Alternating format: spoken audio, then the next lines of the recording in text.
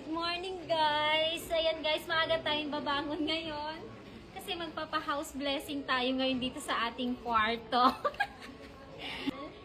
Tatawagin natin yung ating mga kapitbahay na invited dito sa ating house blessing.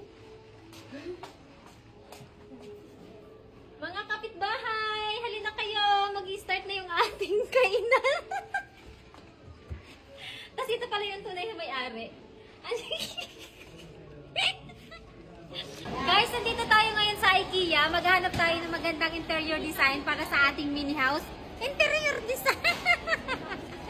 So ngayon, maganda kasi dito magtingin-tingin ng mga sa loob ng bahay, guys. Makakakuha ka ng idea. So yung mini house kasi namin, wala pang yung loob, wala pa siyang ano-ano. So titingin tayo dito kung anong maganda. Guys, parang mas bagay to dun sa mini house. So, parang yung space niya, yung style niya, parang parehas sa mini house, guys. So, ayan, ang ganda. Ang ganda ng ganitong ang ganda ng ganitong design lang ng bahay. Sobrang ang sarap sa mata. Tapos ganito ko yung color, yung paborito kong color green. Ayan, ang ganda. Tapos meron pa ditong may space ka dito na pwede kang magkape. Ayan, uupo ka dito. Ayan, tapos may bintana pa siya. Sobrang cute lang yung space, pero sobrang daming pwedeng ilagay. Ayan, meron ka dito. Ang ganda, tapos may pagayito pang kortina. May paano pa, Maria Clarang style. Ayan, mag-Maria Clara tayo dito. Ayan, tapos may isang sofa. Ayan, tapos may isang sofa ka dito. Tapos meron pang coffee table, meron siyang TV. Tapos nandito yung aking mga Ayan, tapos dito sa gilid guys, merong cabinet. Tapos dito yung picture frame. Yung ganito din yung style.